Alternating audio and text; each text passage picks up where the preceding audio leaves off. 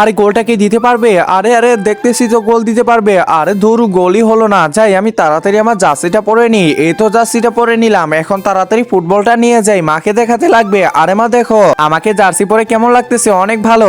আচ্ছা ঠিক আছে মা। আরে ওইখানে আবার ওইটা কে দাঁড়ায় আছে ওইভাবে? আরে রাজু দেখতো ওইটা কে? আরে আমি।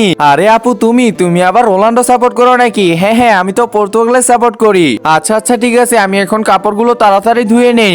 আরে কি ব্যাপার, ওইটা আবার কি? আরে এটা তো দেখি ছোটু। ছোটু আবার আর্জেন্টিনা জার্সি পরছে। বাহ, ছোটুকে দেখতে তো বেশ ভালোই লাগতেছে।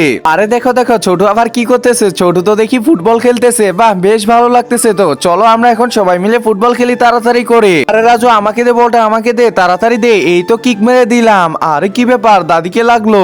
একজন মা কতটা আপন হয়ে থাকে, যার মানেই তাকে জিজ্ঞাসা করে দেখো। তো দেখা যাক বন্ধুরা, এই মায়ের জন্য কে ভিডিওটিতে লাইক এন্ড সাবস্ক্রাইব করে। আর যারা মাকে ভালোবাসো না তারা ভিডিওটি থেকে দূরে থাকো। এই তোমরা কি শুরু করে দিছো? হ্যাঁ ফুটবল খেলবা তো সাইডে গিয়ে খেলো।